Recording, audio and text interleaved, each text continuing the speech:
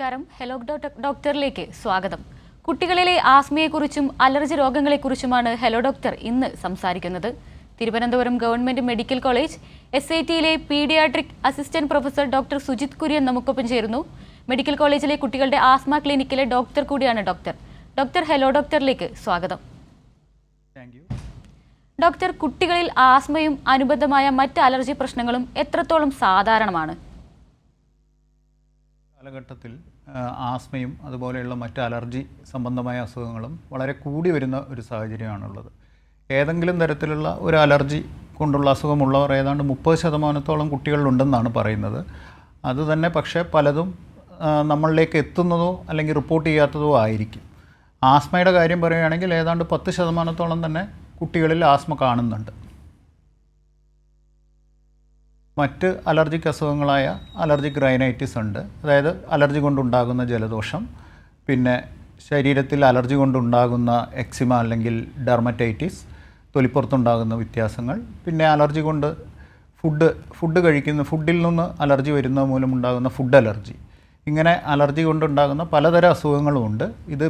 ഇപ്പോഴത്തെ സാഹചര്യത്തിൽ വളരെ കൂടി വരികയാണ്. പ്രത്യേകിച്ച് നമ്മുടെ അർബൻ ഏരിയകളിൽ അല്ലെങ്കിൽ നഗര ജീവിതം കൂടുന്നതിനനുസരിച്ച് പൊല്യൂഷനും എല്ലാം കൂടുന്നതുകൊണ്ട് ആസ്മ, മറ്റ് അലർജി അസുഖങ്ങളും എല്ലാം തന്നെ പുതിയൊരു കാലഘട്ടത്തിൽ കൂടി വരികയാണ്. ഡോക്ടർ, മറ്റ് എന്തൊക്കെ കാരണങ്ങൾ കൊണ്ടാണ് ഇത്തരത്തിൽ രോഗങ്ങൾ വരുന്നത്? ആസ്മ അല്ലെങ്കിൽ അലർജി അസുഖങ്ങൾ നമ്മൾ പരിഗണിക്കുകയാണെങ്കിൽ നമ്മൾ നേരത്തെ പറഞ്ഞു പലതരം അലർജി അസുഖങ്ങളുമുണ്ട്. ജലദോഷമുണ്ട്, തൊലിപ്പുറത്ത് വരുന്ന ഡെർമറ്റൈറ്റിസ് ഉണ്ട്, അല്ലെങ്കിൽ ഫുഡ് അലർജി ഉണ്ട്. ഇതെല്ലാം നോക്കുകയാണെങ്കിൽ ഇതിൻ്റെ ഒരു പ്രധാന കാരണം ജനിതകമായ കാരണങ്ങളാണ്. അച്ഛനിൽ നിന്നും അമ്മയിൽ നിന്നും കിട്ടുന്നതിനുപരി ജനിതകമായ തരത്തിലുള്ള കാരണങ്ങളാണ്. അതിന് പുറമെ തന്നെ നമ്മുടെ പരിസ്ഥിതിയിൽ നിന്നും നമുക്ക് ഏൽക്കേണ്ടി വരുന്ന പലതരം ഇൻസൾട്ടുകൾ, അല്ലെങ്കിൽ ഇപ്പം ഒരു കുട്ടി വളർന്നു വരുന്ന സാഹചര്യത്തിലാണെങ്കിൽ അവന് ഇപ്പം വളരെ പൊല്യൂഷനുള്ള ഒരു സ്ഥലത്താണ്, അല്ലെങ്കിൽ സിഗരറ്റ് സ്മോക്കിങ്ങിന് എക്സ്പോഷർ വരുന്നു. അങ്ങനെ ഉണ്ടാവുമ്പോഴും ഇവരുടെ ശ്വാസകോശത്തിൻ്റെ വളർച്ച വ്യതിയാനപ്പെടാനും അത് പിന്നീട് ഒരു ആസ്മയിലേക്ക് പോകാനും സാധ്യതയുണ്ട്. എങ്കിലും പ്രധാനമായും അതൊരു ജനിതകമായ ഒരു കാരണം കൂടി അതിനുണ്ട്. ഡോക്ടർ, ജനിതകമായ കാരണങ്ങളല്ലാതെ എങ്ങനെ നമുക്ക് ഇത്തരത്തിലുള്ള രോഗങ്ങളെ തടയാൻ സാധിക്കും? തടയാൻ പല അലർജി ഇതും തടയുക എന്നതിനേക്കാൾ അത് നിയന്ത്രിച്ച് നിർത്തുക എന്നതാണ് നമുക്ക് സാധിക്കുന്നത്. ഇപ്പം ചില കാര്യങ്ങളിൽ നമുക്ക് പറ്റും. ഇപ്പം ചില കുട്ടികൾക്ക് ചിലപ്പം പൂച്ചയുടെ രോമങ്ങൾ അല്ലെങ്കിൽ പട്ടിയുടെ രോമങ്ങൾ കൊണ്ടാണ് ആസ്മ അല്ലെങ്കിൽ അലർജി വരുന്നതെന്നുണ്ടെങ്കിൽ ചിലപ്പോൾ അവർക്ക് ആ മൃഗങ്ങളുമായിട്ടുള്ള സമ്പർക്കം മാറ്റുകയാണെങ്കിൽ അവിടെ അസുഖങ്ങളില്ലാതെ വരാം. പക്ഷേ അങ്ങനെയുള്ള ഒരു വിഭാഗം വളരെ കുറച്ച് മാത്രമാണ്.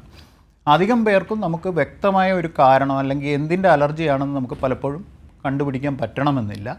അപ്പം അങ്ങനെയുള്ള സാഹചര്യത്തിൽ അത് കൺട്രോൾ ചെയ്ത് നിർത്താനുള്ള മരുന്നുകൾ വേണ്ടി വരുമായിരിക്കും. അലർജി, ആസ്മ പോലുള്ള രോഗങ്ങൾക്ക് സാധാരണ വിധത്തിൽ കുട്ടികളിൽ കണ്ടുവരുന്ന ലക്ഷണങ്ങൾ എന്തൊക്കെയാണ്? അലർജി ആസ്മയിൽ നമ്മൾ പെട്ടെന്ന് ആസ്മ എന്ന് കേൾക്കുമ്പോൾ നമുക്ക് മനസ്സിൽ വരുന്നത് വലിയ ശ്വാസം മുട്ട് എന്നതാണ്. പക്ഷേ അത് ആസ്മയുടെ അവസാനത്തെ ഒരു ലക്ഷണമാണെന്ന് പറയാം, വലിയൊരു ശ്വാസം മുട്ടിലേക്ക് കുട്ടി വരുന്നത്. അതിനു മുമ്പ് തന്നെ കുട്ടിക്ക് ഇടയ്ക്കിടയ്ക്ക് വരുന്ന ചുമ, പ്രത്യേകിച്ച് ജലദോഷങ്ങളോ അല്ലെങ്കിൽ മറ്റ് വൈറൽ അസുഖങ്ങളുടെയോ കൂടെ മാറാതെ കുറേ ദിവസത്തേക്ക് ചുമച്ചുകൊണ്ടിരിക്കുന്ന കുട്ടികൾ, അല്ലെങ്കിൽ രാത്രി ചുമ മാത്രമായിട്ട് ഉറക്കം ശല്യപ്പെടുത്തുന്ന രീതിയിൽ എണീറ്റ് വരുന്ന കുട്ടികൾ, ഇതൊക്കെ തുടക്കത്തിൽ കാണാം. പിന്നെ വീസിങ്, അടുത്ത ശ്വാസം മുട്ടിൻ്റെ ഇത് കൂടുന്തോറും അത് വീസിങ് ആയിട്ട് കാണിക്കാം. പിന്നെ ശ്വാസതടസ്സം നെഞ്ചിൻ്റെ അകത്ത്, അതുപോലെ ചില കുട്ടികൾക്ക് പെട്ടെന്ന് തന്നെ വലിയ കൂടിയ അളവിലുള്ള ശ്വാസം മുട്ട്, അല്ലെങ്കിൽ ഒരുപക്ഷെ ജീവന് തന്നെ അപകടകരമാവാവുന്ന വിധത്തിലുള്ള ശ്വാസം മുട്ടുമായിട്ട് ചില കുട്ടികൾ വരാറുണ്ട്. അപ്പോൾ ചുമ മുതൽ ഇങ്ങേയറ്റത്തെ ശ്വാസം മുട്ട്, ജീവൻ അപകടം വരുത്തുന്ന രീതിയിലുള്ള ശ്വാസം മുട്ട് വരെയുള്ള ലക്ഷണങ്ങൾ ആസ്മയ്ക്ക് കാണിക്കാം. ഡോക്ടർ, അതുപോലെ ആസ്മയുമായി ബന്ധപ്പെട്ട് കുട്ടികളിൽ സ്വീകരിക്കുന്ന ചികിത്സാ മാർഗങ്ങൾ എന്തൊക്കെയാണ്? അതുപോലെ കുട്ടികളിൽ ഇൻഹേലർ ഉപയോഗിക്കുമ്പോൾ അത് ഉപയോഗിക്കേണ്ട എപ്പോഴാണ്? അതുപോലെ തന്നെ അതുമായി ബന്ധപ്പെട്ടുള്ള മറ്റ് പാർശ്വഫലങ്ങൾ ഉണ്ടോ? അതായത് ഇത് എല്ലാ മാതാപിതാക്കൾക്കും സംശയമുള്ള ഒരു കാര്യമാണ്. അതായത് ഇൻഹേലർ ഉപയോഗിക്കുന്നതുകൊണ്ട് ദോഷമുണ്ടോ, അല്ലെങ്കിൽ ഇൻഹേലർ എല്ലാ ആസ്മയ്ക്കും വേണോ എന്നുള്ളത്. ഇൻഹേലർ വേണോ വേണ്ടയോ എന്നുള്ളത് ചികിത്സിക്കേണ്ട ഡോക്ടറാണ് തീരുമാനിക്കേണ്ടത്. എപ്പോൾ തുടങ്ങണം എന്നുള്ളത് കുട്ടികളുടെ രോഗാവസ്ഥ അല്ലെങ്കിൽ അവർക്ക് എത്ര ഫ്രീക്വൻ്റ് ആയിട്ട് എത്ര കൂടുമ്പോൾ അസുഖങ്ങൾ വരുന്നു, അവർക്ക് അതുകൊണ്ട് വേറെ ബുദ്ധിമുട്ടുകളുണ്ടോ. ഇപ്പം വല്ലപ്പോഴും ആസ്മ ഉള്ളെങ്കിൽ പോലും അത് വളരെ സിവിയറായിട്ട് വരുന്ന കുട്ടികൾ, അതായത് അവർക്ക് ഓക്സിജൻ വേണം, ഹോസ്പിറ്റലിൽ അഡ്മിറ്റ് ആവേണ്ടി വരുന്നു, അങ്ങനെയുള്ള കുട്ടികൾക്ക് ഒറ്റ പ്രാവശ്യത്തെ ആസ്മ വന്നാൽ പോലും നമുക്ക് ഇൻഹേലർ എടുക്കേണ്ടി വരും. കാരണം അടുത്ത പ്രാവശ്യം വരുമ്പോഴേക്കും ചിലപ്പോൾ അത് അവരുടെ ജീവന് തന്നെ അപകടത്തിലാവാം. അപ്പം എപ്പോൾ തീരുമാനിക്കണം എന്നുള്ളത് കുട്ടിയുടെ ലക്ഷണങ്ങൾ, അതിൻ്റെ സിവിയറിറ്റി എല്ലാം മാനദണ്ഡമാക്കിയാണ് അതൊരു ഡോക്ടർക്ക് തന്നെയാണ് തീരുമാനിക്കാൻ പറ്റുകയുള്ളൂ കാണുന്ന. അതുപോലെ ഇൻഹേലർ എന്ന് പറയുന്നത് ഒരു മരുന്ന് അകത്ത് എത്തിക്കാനുള്ള ഒരു മാർഗം മാത്രമാണ്. ഇൻഹേലറിലൂടെ നമ്മൾ ചിലപ്പോൾ ഡോസ് കുറഞ്ഞ സ്റ്റിറോയിഡുകളായിരിക്കും കൊടുക്കുന്നത്, ചിലപ്പോൾ അസ്താലിൻ പോലെ പെട്ടെന്ന് ശ്വാസം മുട്ട് കുറയ്ക്കാനുള്ള മരുന്നുകളായിരിക്കും കൊടുക്കുന്നത്. അപ്പോൾ നമ്മൾ മനസ്സിലാക്കേണ്ടത് എന്താണെന്ന് വെച്ചാൽ, നമ്മളൊരു അസുഖം വന്ന് ഗുളിക കഴിക്കുക അല്ലെങ്കിൽ ഒരു സിറപ്പ് കഴിക്കുകയാണെന്നുണ്ടെങ്കിൽ അത് ബ്ലഡിലെത്തിയിട്ട് അതിൻ്റെ വളരെ ചെറിയൊരു അംശം മാത്രമേ നമ്മുടെ ലങ്സിലേക്ക് എത്തുന്നുള്ളൂ. ലങ്സിലാണ് നമുക്ക് മരുന്ന് വേണ്ടത്, കാരണം ശ്വാസം മുട്ടിൻ്റെ പ്രധാന സ്ഥലം ലങ്സ്, ശ്വാസകോശമാണല്ലോ. ബാക്കിയുള്ളതെല്ലാം ലിവറിലും കിഡ്നിയിലും എല്ലാം പോയി ആക്ട് ചെയ്യുന്നു. അപ്പോൾ ശരിക്കും ഒരു സിറപ്പോ ഒരു ഗുളികയോ കഴിക്കുമ്പോഴാണ് സൈഡ് എഫക്റ്റിനുള്ള സാധ്യത കൂടുതൽ. അതേസമയം ഇൻഹേലർ മരുന്നുകൾ നേരെ ലങ്സിൽ എത്തുന്നത് കൊണ്ട് തന്നെ അതിൽ രക്തത്തിൽ കലരുകയോ ശരീരത്തിൻ്റെ മറ്റു ഭാഗങ്ങളിൽ എത്തുകയോ, അതുകൊണ്ട് അതിൻ്റെ സൈഡ് എഫക്റ്റുകൾ വളരെ കുറവാണ്. അപ്പോൾ ഏറ്റവും പാർശ്വഫലങ്ങൾ കുറഞ്ഞതും എന്നാൽ ഏറ്റവും ഫലപ്രദവുമായ ചികിത്സാ രീതിയാണ് ഇൻഹേലർ മരുന്നുകൾ. അപ്പോൾ ഇൻഹേലർ മരുന്നുകൾ ഉപയോഗിക്കുന്നതിന് യാതൊരു പേടിയോ ആവശ്യമില്ല. ഡോക്ടർ, അതുപോലെ പലർക്കുമുള്ള മറ്റൊരു സംശയം എന്നത് ഇൻഹേലർ എങ്ങനെയാണ് കൃത്യമായി ഉപയോഗിക്കുന്നത് എന്നതാണ്. അത്തരത്തിൽ ഇൻഹേലർ ഉപയോഗിക്കുമ്പോൾ സ്വീകരിക്കേണ്ട മുൻകരുതലുകൾ എന്തൊക്കെയാണ്? ഇൻഹേലർ യൂസ് ചെയ്യുമ്പോൾ ഞാൻ നേരത്തെ പറഞ്ഞ പോലെ അത് മരുന്ന് അകത്തെത്തിക്കാനുള്ള ഒരു മാർഗം മാത്രമാണ്. അപ്പം അതിന് പല രീതിയിലുള്ള ഡിവൈസുകളും ഉണ്ട്. ഇപ്പം മീറ്റേഡ് ഡോസ് ഇൻഹേലർ അഥവാ MDI, ഇപ്പോൾ ചിത്രം കാണിക്കുന്ന ഇതുണ്ട്. അതിന് പുറമെ റോട്ട ഹെയിലർ അല്ലെങ്കിൽ റോട്ട ക്യാപ്പുകളുണ്ട്. ഈ MDI എന്നുള്ള മരുന്ന് നമ്മൾ ഇപ്പോൾ കാണിക്കുന്നത് കുട്ടികളിൽ നമ്മൾ നേരിട്ട് ഉപയോഗിക്കാൻ പറയാറില്ല. അതിന് ഒരു സ്പേസർ എന്ന ഒരു ഇതുകൂടി ഘടിപ്പിച്ചാണ് നമ്മൾ യൂസ് ചെയ്യാൻ പറയുന്നത്. കാരണം നേരിട്ടത് വായിലേക്ക് അടിക്കുമ്പോൾ തന്നെ ശ്വാസം എടുക്കേണ്ട ആവശ്യമുണ്ട്. അപ്പോൾ കുട്ടികൾക്ക് അടിക്കുമ്പോൾ തന്നെ പെട്ടെന്ന് ശ്വാസം വലിക്കാനുള്ള ആ ഒരു സ്കില്ല്, ആ ഒരു കഴിവ് പല കുട്ടികൾക്കും കിട്ടില്ല. അടിക്കുമ്പോൾ തന്നെ ശ്വാസം എടുക്കുക എന്ന് പറയും. നമ്മളതിന് ആക്ച്വേഷൻ, ഇൻഹലേഷൻ, കോർഡിനേഷൻ എന്ന് പറയും. അതുകൊണ്ട് കുട്ടികളിൽ എല്ലാവർക്കും തന്നെ നമ്മൾ സ്പേസറോട് കൂടി തന്നെ വേണം ഇൻഹേലറും MDI യൂസ് ചെയ്യാൻ. മീറ്റേഡ് ഡോസ് ഇൻഹേലർ ഈ ചിത്രത്തിൽ കാണുന്നതിൻ്റെ കൂടെ ഒരു സ്പേസറും കൂടി ഘടിപ്പിച്ചാണ് നമ്മൾ യൂസ് ചെയ്യേണ്ടത്. അത് എങ്ങനെ യൂസ് ചെയ്യണമെന്നുള്ളത് എഴുതുന്ന ഡോക്ടർമാർ തന്നെ പറഞ്ഞു കൊടുക്കും. പിന്നെ ഓരോ പ്രാവശ്യവും എന്തെങ്കിലും സംശയം ഉണ്ടെങ്കിൽ അവർ സ്പേസറുമായിട്ട് ഡോക്ടറെ കാണാൻ പോകുമ്പോൾ അത് ഉപയോഗിക്കേണ്ട വിധം സംശയം തീർക്കേണ്ടതാണ്. കാരണം അത് കറക്റ്റായിട്ട് യൂസ് ചെയ്തില്ല എന്നുണ്ടെങ്കിലും അസുഖങ്ങൾ കൺട്രോൾ ആവാതെ ഇരിക്കും. പിന്നെ എത്ര തവണ യൂസ് ചെയ്യണം അതെല്ലാം രോഗത്തിൻ്റെ അവസ്ഥയനുസരിച്ച് ഡോക്ടർമാർ എഴുതുന്നതായിരിക്കും. ഓരോ പ്രാവശ്യവും ഈ MDI ആണ് നമ്മൾ യൂസ് ചെയ്യുന്നത്, അല്ലെങ്കിൽ ഈ ചിത്രത്തിൽ കാണിക്കുന്നതാണ് ഈ ഡിവൈസാണ് സാധാരണ എല്ലാവരും യൂസ് ചെയ്യാറ്, അധികം പേരും. അതാണെങ്കിൽ ഓരോ പ്രാവശ്യം ഉപയോഗിക്കുന്നതിന് മുമ്പ് അത് നന്നായി കുലുക്കണം. കുലുക്കിയതിന് ശേഷം വേണം യൂസ് ചെയ്യാൻ. അതുപോലെ ചില മരുന്നുകൾ പ്രധാനമായിട്ടും തടയേണ്ട ആവശ്യത്തിനുള്ള ഇൻഹലേഷൻ കോർട്ടിക്കോസ്റ്റീറോയിഡുകൾ പോലെയുള്ള മരുന്നുകൾ ഉപയോഗിച്ചതിന് ശേഷം വായ നന്നായി വൃത്തിയായി കഴുകണം. സ്പേസറുകൾ ആഴ്ചയിൽ 1-2 ദിവസം അല്ലെങ്കിൽ 2 ആഴ്ചയൊക്കെ കൂടുമ്പോൾ മാത്രമാണ് നമ്മൾ കഴുകി സൂക്ഷിച്ച് വയ്ക്കുക. അതും സാധാ വെള്ളത്തിൽ മാത്രം, ചൂടുവെള്ളം ഉപയോഗിക്കാൻ പാടില്ല. അതുപോലെ സ്പേസറുകളുടെ അകത്ത് കൈയിട്ട് കഴുകാൻ പാടില്ല. കാരണം അതിനൊരു കോട്ടിംഗ് ഉണ്ട്, മരുന്ന് അത് അവിടെ നിർത്താൻ വേണ്ടിയുള്ള.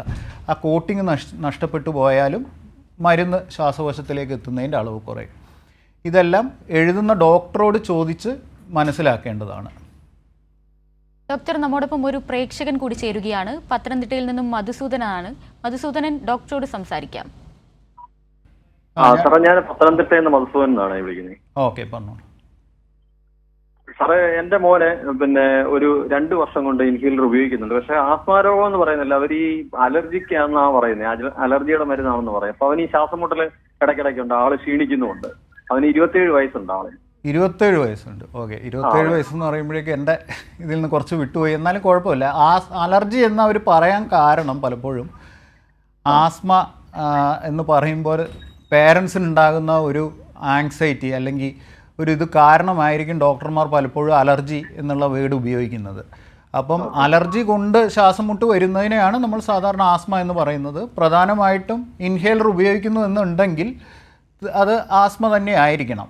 അത് സ്ഥിരമായിട്ട് വരുന്നില്ല, ഇവനിങ്ങനെ ശ്വാസം മുട്ടുള്ളപ്പോൾ ആഴ്ച ഒരു ദിവസം അങ്ങനെ ഉപയോഗിക്കുന്നുള്ളൂ. അങ്ങനെ ആവശ്യമുള്ളപ്പോൾ മാത്രമാണ് ഉപയോഗിക്കുന്നുള്ളൂ. ഓക്കെ. അതെ അതെ.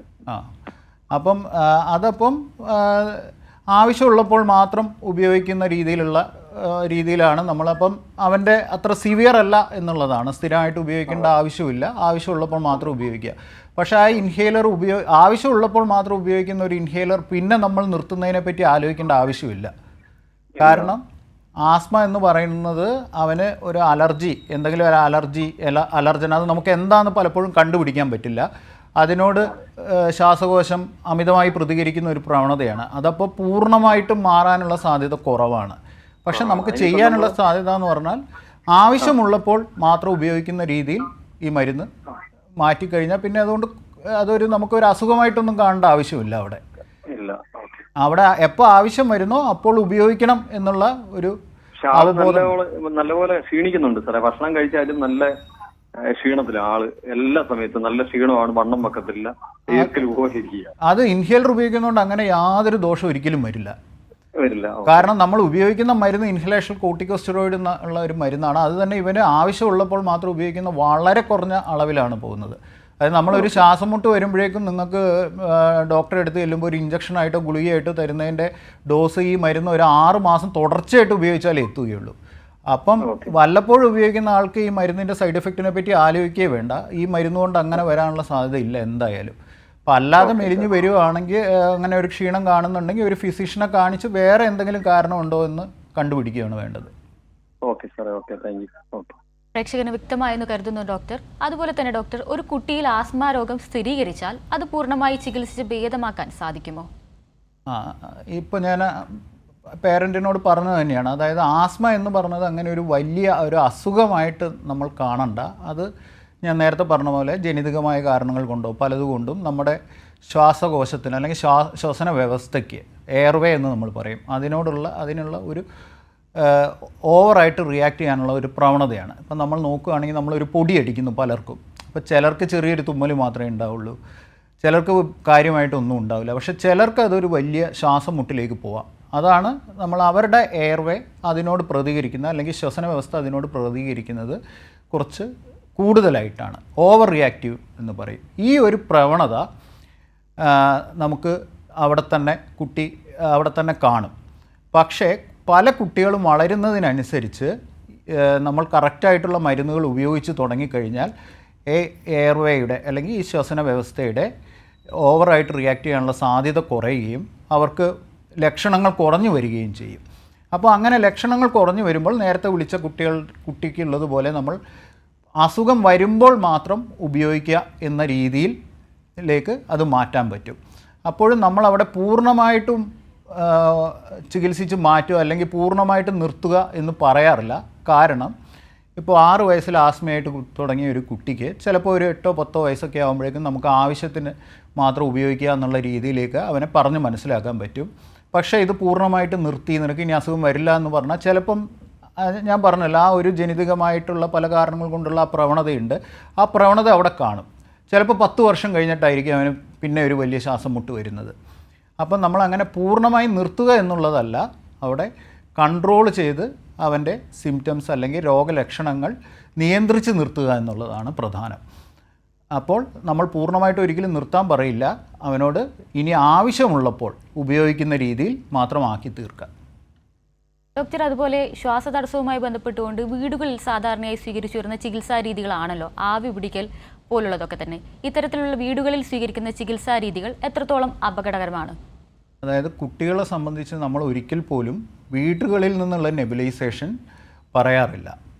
കാരണം ഞാൻ നേരത്തെ പറഞ്ഞ പോലെ നമ്മുടെ MDA അല്ലെങ്കിൽ സ്പേസർ, നിങ്ങൾ അടിക്കുന്ന ഇൻഹേലർ മരുന്നുകളിലൂടെ കിട്ടുന്ന അസ്താലിൻ അല്ലെങ്കിൽ സാൽബുട്ടമോൾ മരുന്ന് തന്നെയാണ് നമ്മൾ ശ്വാസം മുട്ട് വരുമ്പോൾ നെബുലൈസർ വഴിയും കൊടുക്കുന്നത്. പക്ഷേ നെബുലൈസർ വഴി കൊടുക്കുമ്പോഴുള്ളൊരു പ്രശ്നം എന്തെന്ന് വെച്ചാൽ കുറേ നേരം എടുത്താണ് ആ മരുന്ന് അകത്തെത്തുന്നത്. അത്രയും നേരം നമ്മുടെ അന്തരീക്ഷ വായുവും കൂടി അകത്ത് കിടക്കുകയും ശ്വാസം മുട്ട് കൂടുതലുള്ള കുട്ടികൾക്ക് നെബുലൈസർ കൊടുക്കുന്നത് ശ്വാസം മുട്ട് കൂടുന്നതിനുള്ള കുറച്ചുകൂടി ഓക്സിജൻ്റെ അളവ് കുറയ്ക്കാൻ കാരണമാകുന്നു. കാരണം ഓക്സിജൻ കുറഞ്ഞ അന്തരീക്ഷ വായു വെച്ചാണ് നമ്മൾ വീടുകളിൽ നെബുലൈസ് ചെയ്യുന്നത്.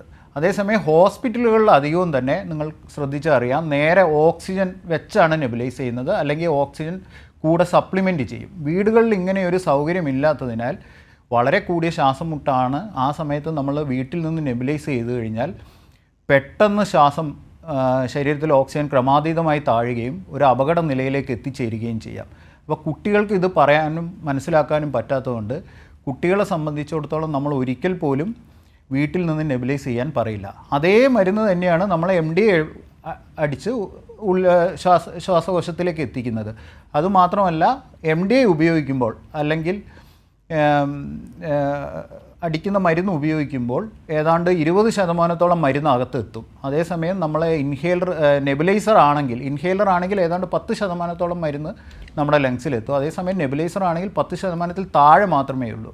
അപ്പോൾ അതിൻ്റെ എഫക്റ്റീവ്നെസ്സും കുറവാണ്. അതുമാത്രമല്ല ശ്വാസം മുട്ട് കൂടുതലായ കുട്ടികളിൽ, ചിലപ്പോൾ മുതിർന്നവരിലും പെട്ടെന്ന് ഓക്സിജൻ താണു പോകാനുള്ള ഒരു സാധ്യതയുണ്ട്. അപ്പോൾ വീടുകളിൽ നെബുലൈസ് ചെയ്യിക്കാനുള്ള ഒരിക്കലും ഒരു പീഡിയാട്രീഷ്യനും അഡ്വൈസ് ചെയ്യാറില്ല. ഡോക്ടർ, നമ്മോടൊപ്പം ആലപ്പുഴയിൽ നിന്ന് മറ്റൊരു പ്രേക്ഷക കൂടി ചേരുകയാണ്. ഷജറ, ഡോക്ടറോട് സംസാരിക്കാം. ഡോക്ടർ, എൻ്റെ മോൻ 11 ഹലോ, കേൾക്കുന്നില്ലല്ലോ. ഹലോ ഹലോ, പറഞ്ഞോളൂ. പറഞ്ഞോളൂ. പ്രേക്ഷക കട്ടായെന്ന് കരുതുന്നു ഡോക്ടർ. അതുപോലെ ആസ്മ, അലർജി പ്രശ്നമുള്ള കുട്ടികളുടെ ഭക്ഷണ കാര്യത്തിൽ എന്തൊക്കെ കാര്യങ്ങൾ ശ്രദ്ധിക്കേണ്ടതുണ്ട്? അതുപോലെ തന്നെ വ്യായാമം, ഉറക്കം, കായിക വിനോദങ്ങൾ, ഇതിലൊക്കെ ശ്രദ്ധിക്കേണ്ട കാര്യങ്ങൾ എന്തൊക്കെയാണ്? ഇതിൽ ഭക്ഷണത്തെ പറ്റി പറയുമ്പോൾ ആസ്മ എടുക്കാം. ഞാൻ അലർജി എന്നതിനേക്കാൾ അലർജി കുറച്ചും കൂടി വലിയ ഒരു ടേമാണ്, ബ്രോഡ് ടേം എന്ന് പറയും. ആസ്മ ഉള്ള കുട്ടികൾക്ക് പലർക്കും അനാവശ്യമായിട്ടുള്ള പല ഭക്ഷണങ്ങളും നിർത്തുന്നത് അല്ലെങ്കിൽ നിയന്ത്രിക്കുന്നത് കാണാം. കുട്ടികളുടെ വളർച്ചയ്ക്ക് ഭക്ഷണങ്ങളുടെ പ്രത്യേകിച്ച് പാലൊക്കെ നിർത്തും, മുട്ട നിർത്തും. അത് അവരുടെ വളർച്ചയെ തന്നെ ബാധിക്കാനുള്ള സാധ്യതയുണ്ട്. അപ്പം നമ്മൾ മനസ്സിലാക്കേണ്ട ഒരു കാര്യം, ആസ്മ എടുക്കുമ്പോൾ ഒരു ഭക്ഷണത്തിലൂടെ ഒരു അലർജി ഉണ്ടായിട്ട് ആസ്മ വരാനുള്ള സാധ്യത വളരെ വളരെ കുറവാണ്. ആസ്മ ഉണ്ടാക്കുന്ന പല അലർജൻസും നമ്മുടെ അന്തരീക്ഷത്തിലൂടെ വരുന്നതാണ്. എയറോ അലർജൻസ് എന്ന് പറയും. അത് ഹൗസ് ഡസ്റ്റ് മൈറ്റ്, അതായത് നമ്മുടെ എല്ലായിടത്തും തന്നെ നമ്മുടെ വീടുകളിലും ഓഫീസുകളിലും എല്ലാ പൊടികളിലുള്ള ഒരു ചെറിയ തരം നമുക്ക് മൈക്രോസ്കോപ്പിലൂടെ മാത്രം കാണാൻ പറ്റിയ ഒരു പ്രാണിയാണ് ഹൗസ് ഡസ്റ്റ് മൈറ്റ്. അതിനോടുള്ള അലർജി. അതുപോലെ പോളൻ, ചില സമയത്ത് പൂക്കളിൽ നിന്ന് വരുന്ന പോളൻ കൊണ്ടുള്ള അലർജി. പിന്നെ വേറെ പട്ടികളുടെയൊക്കെ രോമങ്ങളിൽ നിന്ന്. അല്ലാതെ ഒരു ഭക്ഷണം കൊണ്ട് ആസ്മ വരിക എന്ന് പറയുന്നത് വളരെ വളരെ അപൂർവമാണ്. സാധാരണ ഞാൻ പറഞ്ഞ അന്തരീക്ഷത്തിലൂടെ വരുന്ന അലർജൻ കൊണ്ടാണ് ആസ്മ അസുഖങ്ങൾ വരുന്നത്. അപ്പോൾ അനാവശ്യമായിട്ടുള്ള ആസ്മയുണ്ട് എന്ന് കരുതി അപ്പോൾ തന്നെ പാല് നിർത്തേണ്ട ഒരു കാര്യവുമില്ല, അല്ലെങ്കിൽ മുട്ട നിർത്തിയിട്ടൊന്നും കാര്യമില്ല. കാരണം ആസ്മയ്ക്ക് ഉണ്ടാകുന്ന അലർജൻ ഭക്ഷണത്തിലൂടെ വരാനുള്ള സാധ്യത വളരെ വളരെ കുറവാണ്.